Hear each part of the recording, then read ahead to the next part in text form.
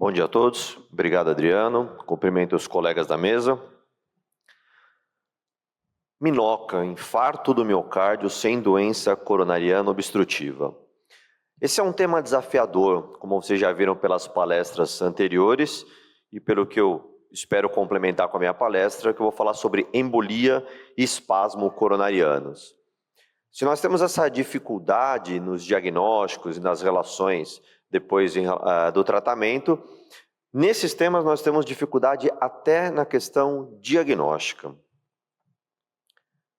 Esses são os meus conflitos de interesse, de acordo com a norma do Conselho Federal de Medicina e a resolução da Anvisa. A última grande diretriz internacional foi a diretriz europeia de síndrome coronariana aguda, somando síndrome com supra e síndrome sem supra. E veja que quando eles colocam causas subjacentes de minoca, é dividido em causas coronarianas, não coronarianas e não cardíacos. E a gente vive uma questão tão complexa até do diagnóstico que nesta diretriz europeia recém-publicada, o Takotsubo está dentro das causas de minoca, assim como outras questões que às vezes a gente pode não considerar, a questão de isquemia ou não isquemia. O fato é algo que parece síndrome coronariana aguda, mas não é um infarto habitual tipo 1, onde a gente tem uma rotura ou uma erosão de uma placa aterosclerótica, levando a isquemia e aos sintomas, a sintomatologia toda. Os temas que eu vou falar, embolia e espasmo, estão dentro das causas coronarianas de minoca. Nesse novo sistema da diretriz europeia, eles trouxeram a avaliação dos pacientes de uma forma interessante. Começam com a questão do algoritmo diagnóstico e considerar o básico. É necessário que a gente tenha a história clínica, o exame físico, a avaliação de eletro, para que a gente avalie a probabilidade do diagnóstico etiológico. E aí, como já falado pelos colegas, cateterismo, avaliação intravascular ou até avaliação microvascular. No segundo passo, volta novamente história, exame físico, avaliação de eletro, eco e exames complementares. E no pós-alta, a mesma coisa. É nós buscarmos o diagnóstico etiológico, porque o nosso tratamento precisa ter relação com a etiologia da doença. Mas existem 3 recomendações principais dessa diretriz europeia que nós devemos considerar para os pacientes com minoca. Primeiro, a ressonância cardíaca é recomendada após a angiografia se o diagnóstico final não é claro. Segundo, o manejo de minoca deve ser de acordo com o diagnóstico causal estabelecido, consistente com as diretrizes específicas.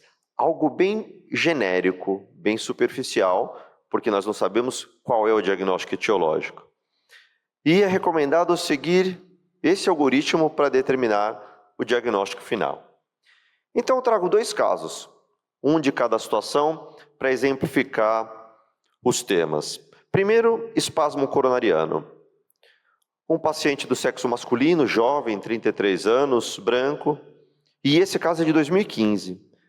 Em 11 de fevereiro, ele previamente assintomático, acordou com uma dor típica, com irradiação para membro superior esquerdo, sudorese, palidez, não modificava com a postura, ele não tinha outros sintomas, e ele procurou o serviço com menos de 1 hora do sintoma, e ele tinha um eletrocardiograma de supra, desnivelamento do segmento ST, um supra de D2, D3, AVF, um supra de D1, um pouquinho AVL, um supra de V6, um infarto inferolateral.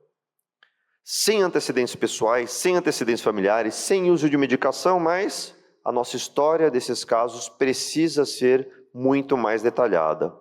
Como hábitos, que podem ou não ter relação com o evento clínico, uso de termogênicos para a prática de atividade física, mas a última dose referida há 3 meses, e uso moderado de bebidas energéticas. Esse moderado é curioso. Recentemente atendi um paciente no consultório após uma internação por minoca, que ele bebia 4 energéticos dos grandes, daqueles de 500 ml por dia. De manhã, na hora do almoço, à tarde e à noite, 2 litros. Qual seria o efeito disso para o nosso organismo? O fato é que os colegas que atenderam no outro serviço fizeram AS, clopidogrel, isordil, e encaminharam para o INCOR sem realizar fibrinólise. É um centro que faz fibrinólise com frequência, mas ao atender um paciente com 33 anos, eles ficaram muito na dúvida, apesar de darem o diagnóstico de infarto com supra. Foi encaminhado para o INCOR, a admissão, pressão de 155 por 101, frequência de 90, saturação boa, um exame físico normal. Essas transferências da cidade de São Paulo não são simples, ele chegou lá com menos de 1 hora, mas até a solicitação e a chegada ao INCOR já havia 18 horas. E o eletro normalizado, sem supra de ST e sem características que fosse um supra evoluído. Mas foi encaminhado para a CAT. O cateterismo, nós podemos dizer, eu coloquei 2 imagens, na primeira da coronária direita, que era onde eu esperava encontrar alguma coisa, uma vez que é um infarto inferolateral com características de coronária direita, coronárias normais, de um paciente de 33 anos, sem aterosclerose, sem lesões obstrutivas, e na outra projeção da coronária esquerda também, sem lesões obstrutivas. Claro que, como foi dito para os colegas, esse CAT foi visto detalhadamente, todas as suas projeções, eu trago 2 apenas para exemplificar, e foi considerado um CAT sem lesões coronarianas. Inicialmente, durante a internação é fácil, foi mantido com dupla antiagregação plaquetária e anticoagulação plena com enoxaparina. O eco no 3º dia, 67 de fração de ejeção, sem alteração segmentar, ventrículo normal. Apresentou uma curva típica de troponina, mas com marcadores não muito altos. E a ressonância realizada no 5º dia, fração de ejeção de 65%, sem alteração segmentar, sem edema e sem realce tardio. E a diretriz europeia diz para a gente manejar de acordo com o diagnóstico causal e as diretrizes específicas. Quais são as diretrizes específicas? Se vocês digitarem vasoespasmo coronariano nessa diretriz europeia, ele aparece 4 ou 5 vezes só como citado. A mesma coisa na diretriz americana, a mesma coisa na diretriz brasileira. É citado em alguns momentos, mas uma pobre relação com o diagnóstico, com a confirmação diagnóstica e naturalmente com a questão do tratamento. O que nós tínhamos até recentemente é a diretriz japonesa. Parece ser uma entidade mais frequente no Japão, então eles têm uma diretriz mais detalhada. Nosso paciente recebeu alta no 5º dia, com dupla antiagregação plaquetária e bloqueador de canal de cálcio. Seguimento para psicologia, por causa dos hábitos, seguimento no ambulatório do INCOR, e já isso tem quase 10 anos, sem novos eventos, e ele continua em uso apenas de bloqueador de canal de cálcio. Não temos diretrizes, mas este ano, a Eurointervention publicou o estado da arte de vasoespasmo coronariano e disfunção vasomotora, como causa de minoca, que acabou sendo o nosso diagnóstico presuntivo desse caso. E aqui fala em relação à incidência, e veja como nós temos uma variação grande, incidência de 15% a 71% dos casos de minoca causado por vasoespasmo, como fator de risco tabagismo, asiático, por isso que temos uma diretriz japonesa, e essa já é de 2010, então os japoneses já têm um posicionamento mais claro em relação a isso. Prognóstico, 95% de sobrevida em 5 anos. Diagnóstico, teste provocadores de isquemia, como já foi dito aqui em palestra anterior, que realmente isso é algo que eu vi fazer muito pouco no INCOR e há muitos anos não fazemos. Avaliação microvascular, o que nós temos é mais uma recomendação de tratamento. Bloqueador de canal de cálcio não de hidropiridínicos como primeira opção, e nitrato sublingual se episódios de angina, outras moléculas disponíveis em outros serviços para evitar a vasodilatação, para evitar a vasoconstrição, e se recorrer com bloqueador de canal de cálcio, associar ou trocar para nitrato de longa duração. Segundo caso, embolia coronariana. Esse já é um caso mais frequente e a gente consegue fazer um diagnóstico confirmatório ainda que a etiologia seja mais complexa. Esse é um paciente masculino, 31 anos, branco, que sem antecedentes pessoais ou familiares, como hábito, tabagista, 14 anos, maço, desde 17 anos, etilista desde 17 anos e uso regular de cocaína desde 17 anos, a última dose 2 gramas a 3 dias do evento. Previamente assintomático, acordou com uma forte angina ao repouso, o SAMU levou para outro serviço, até que ele foi transferido para um primeiro hospital, e esse primeiro hospital, pronto atendimento, transferiu para um segundo hospital, e aqui nós já vemos um infarto com supra, já de muitas horas, já evoluído, onde nós não vemos a onda R, e vemos que, mas com uma T positiva, um supra em V1, V2 e V4, aparecendo um infarto anteroseptal. Ele recebeu AS, clopidogrel, fibrinólise com TNK já com 16 horas de dor, houve manutenção do supra e manutenção da dor. E ele foi transferido para o INCOR após 48 horas para cateterismo. Chegou hemodinamicamente estável, o eletro de admissão, um eletro de um infarto evoluído da parede anteroseptal, introduzido dupla antiagregação enoxaplena, paciente assintomático, encaminhado para o CAT no dia seguinte. E no cateterismo nós vemos um grande trombo no terço médio da descendente anterior.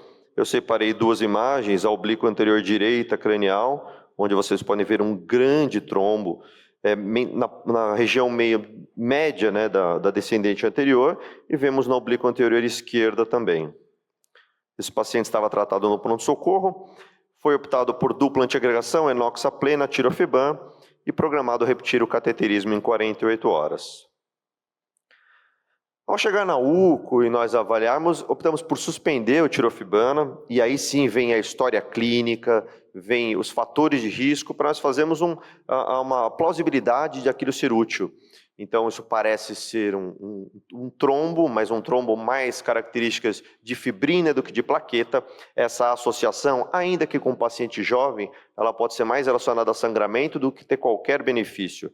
Então, suspendemos a tirofibana, mantivemos dupla antiagregação e anticoagulação plena, e ao invés do cateterismo, nós programamos a angiotomografia. Com a angiotomografia eu posso avaliar, é um paciente jovem, muito jovem, até para ter um infarto de tabagista, mas ele poderia ter uma pequena placa, uma placa não calcificada, uma placa única, que tivesse rompido e dado um infarto com supra. E também a angiotomografia é boa para a gente ver a questão do trombo. Então nós tivemos anticoagulado com dupla antiagregação, e programamos a angiotomografia.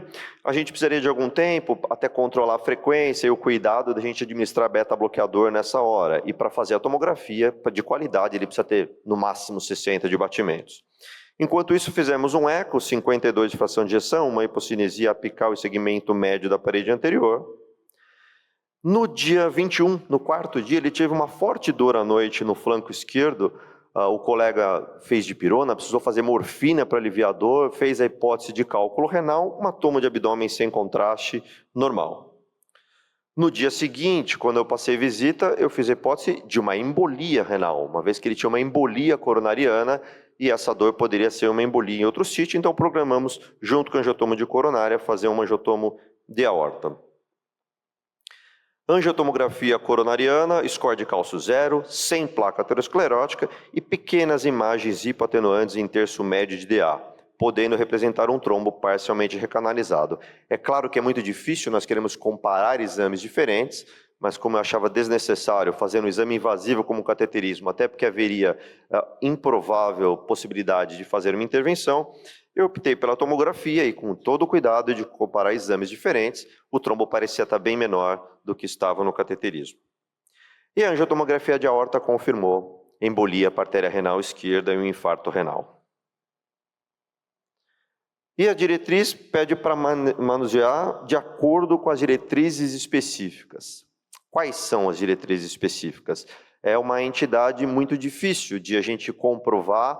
Para mim, nesse caso, é fácil em dizer que é um infarto não aterosclerótico. É um infarto não aterosclerótico por trombo. A origem do trombo, talvez um vasoespasmo, talvez secundário à cocaína, é uma possibilidade, essa relação ela é sempre complexa para ser comprovada.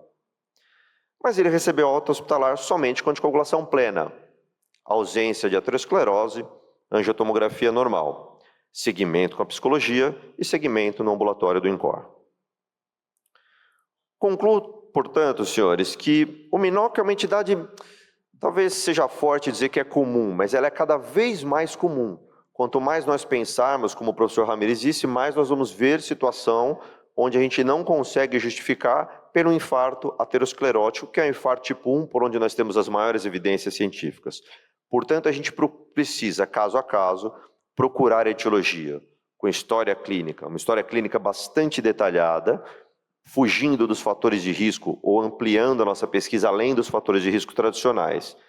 O tratamento direcionado para a etiologia. Pois bem, do que a gente tem até agora, o espasmo coronariano reage melhor a bloqueador de canal de cálcio.